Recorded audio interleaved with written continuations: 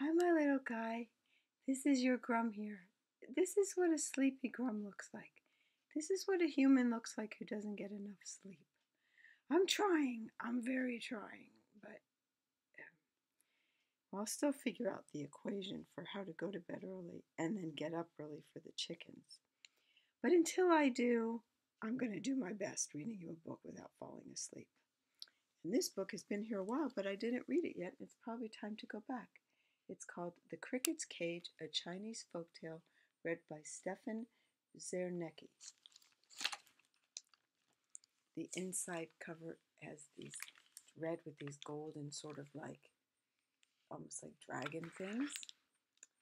Here's the picture of the front page, a Chinese Folktale, The Cricket's Cage.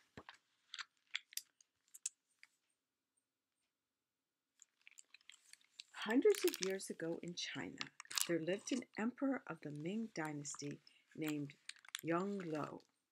His love of architecture drove him to create an imperial palace, the likes of which he had never seen before. The likes of which had never been seen before by anyone. Surrounded by a great wall, the complex was called the Forbidden City. To make the structure even more grand, Yongle ordered that plans be drawn to create 4 towers, one on each corner of the wall. I just wanted to show you the beautiful designs. And here, there's so much artwork in these books. And then here is the drawing that pertains to this page, with Yongle and his drawings for a beautiful palace and 4 towers that he wants to plan.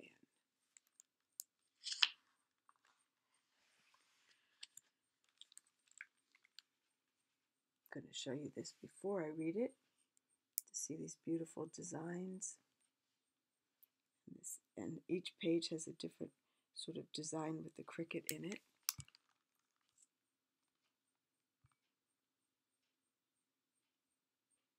Now let's read what the next part of the story is.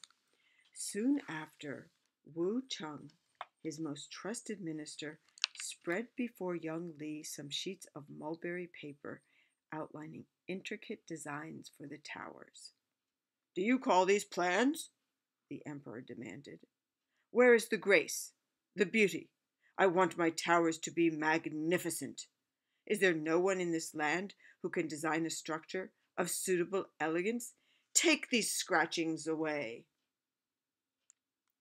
Wu Cheng bowed deeply and removed the offending papers. The day before, he had presented a different set of plans, but the emperor's reaction was the same. Nothing pleased him. Master builder Cai Xin had drawn 16 different designs over the past 6 weeks, but they were all deemed too plain, or too high, or too ugly. Sounds like he's a bit of a bully.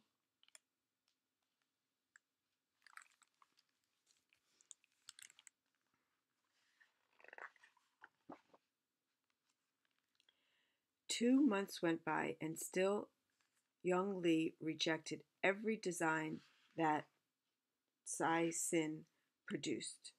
The emperor was growing impatient. He summoned Wu Cheng, and said, "These towers must be so impressive that anyone who sees them will be reminded of the power and splendor of my kingdom. I am tired of waiting. If you do not present a suitable idea within 3 days, you will lose your head." Whatever. Oh, these pompous individuals that get carried away by their own wealth. Quite missing the point. Think of all the birdsong he is not hearing while he is being disgruntled over something that's not worthy of being disgruntled over. Alas. So we're seeing pictures of him, I guess, different architects.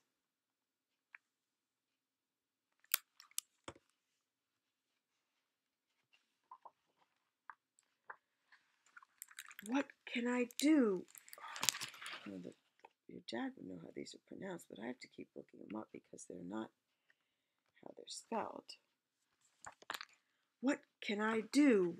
Wu Chung wailed when he was outside the palace. Angrily, he kicked the stones along the path. Then he summoned Tsai Sin and told him, "If a plan that pleases the emperor is not forthcoming in 2 days, I will see that you lose your head." Wait a second. Who's who? Okay, so he's...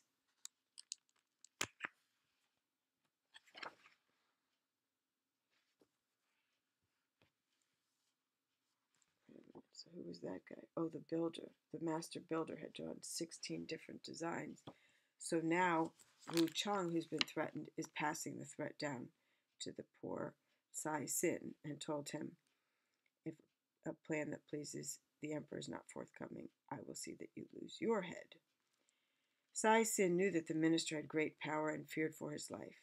That afternoon he went to the house of the carpenter, Kuai Siang, and said, "You are a lazy dog. Your models are no good. Why can't you build something spectacular? If I do not have a proper model within 1 day, I will see that you lose your head." So he's passing it down, and now he's giving the guy 1 day. The carpenter, Kuai Siang. I don't think that's what should happen, that each one is making the other one, the one beneath him, more frightened. Kuai Siang stared at the little sticks of millet on his work table but could not think of a way to arrange them. He wasn't trained to build without a plan. In despair, he left his house and walked aimlessly down the road. When he came to the local marketplace, he stopped to tell the story to a friend who sold crickets. "You are in great trouble," his friend agreed. "Please allow me to give you my best singer. His song will surely bring you good luck and cheer you up as well."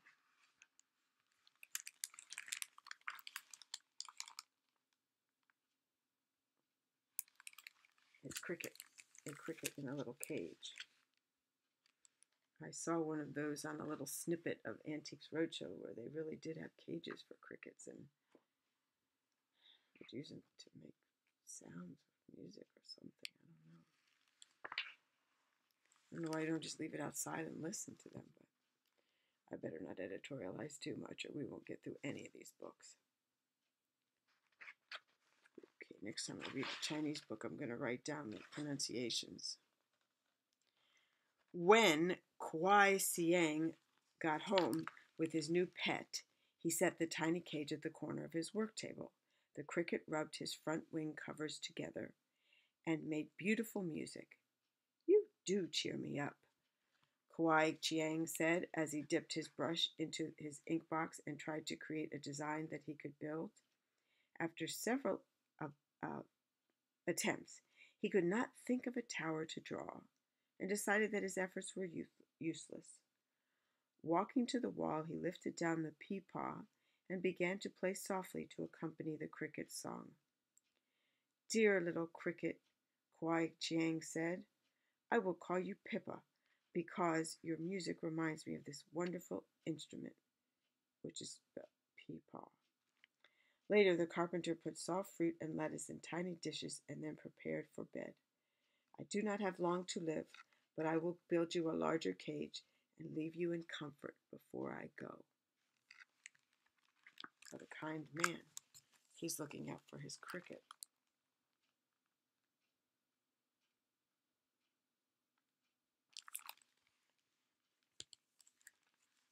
While the other men are not looking out for each other.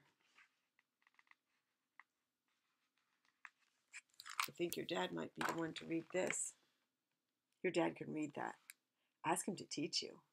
Boy, imagine being able to look at that and see words and not just lines and scribbles. So impressive. That your dad learned that. It's just so cool. Peepaw tried to sleep, but his stubby body ached and his legs were cramped. I hope my new cage has many levels so I have more space, and many pillars and crossbars so I can crawl about more freely, he thought. I'm sure my master would do everything in his power to please me, if only I could tell him what I want. As the cricket tried to turn around, he bumped against the cage door, causing it to open. Cautiously, he crawled out. When his antennae touched the carved ink box, he had an idea. He dipped his long antennae into the gooey black depths and coated them well. He then hurried over to a large piece of mulberry paper fastened at the corner of the table.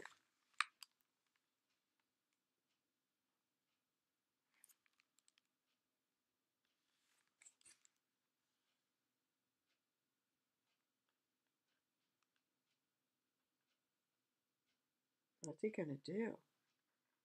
He dips his antennae into the ink, coats them well. This is cool.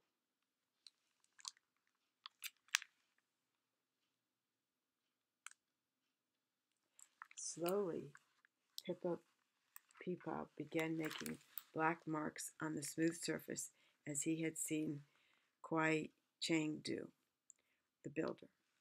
When his antennae were dry, he made his way back to the ink box and returned to draw more lines and characters. All night he traveled back and forth until the paper was covered with a plan for a cricket cage. It had 9 beams, 18 pillars, and 72 roof ridges, a spectacular miniature pavilion more elegant than any cage he had ever seen. Exhausted, the cricket crawled back into his tiny home and went to sleep. This is what he drew by going back and forth to get ink on his antennae.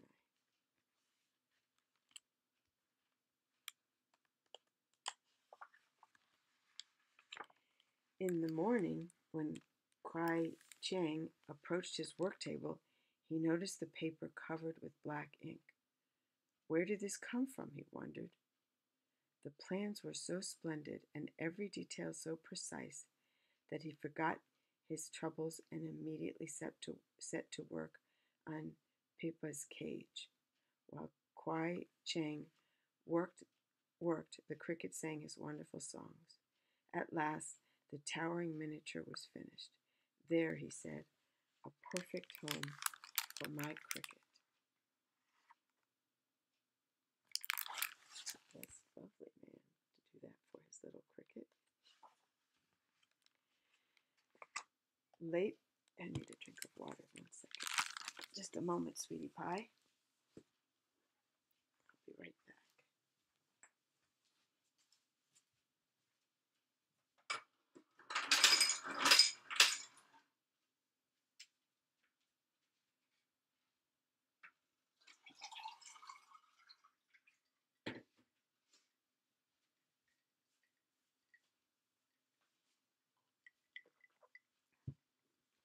That's better.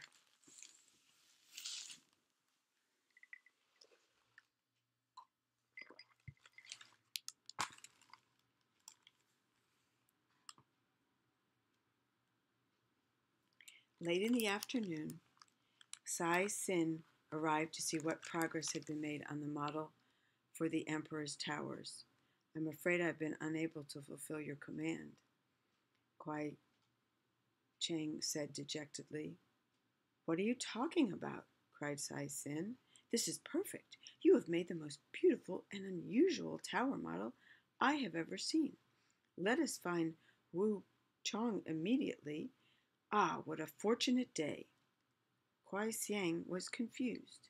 He began to explain that it was only a cricket cage, but Kai Sin would hear nothing of it. Kwai Chang placed the cricket back in his old cage. Oh, and the 2 men set off for the palace. I hope to make you another cage this evening, dear Pippa, Kwai Chang called softly as he went out the door. There's the cricket. on his new cage.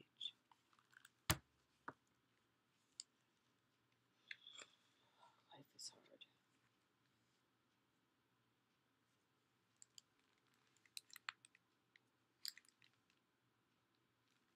I'm going to show you these pictures of pomposity, imperialism,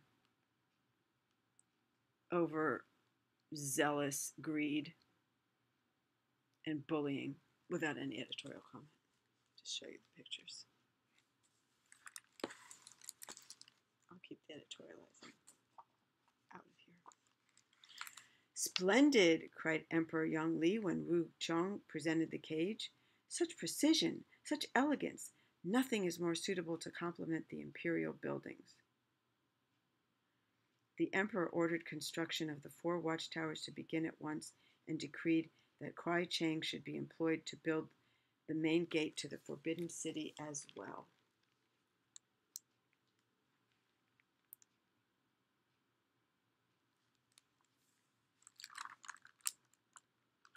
There he is holding the cricket's cage. I'm not sure if you could see that in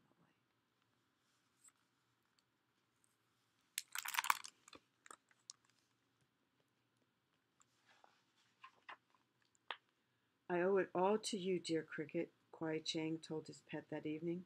You have brought me good fortune. Thereafter, the tiny cricket went everywhere with Kuai Chang. Over time, he had many different cages, but none as fine as the one that became the model for the royal watchtowers.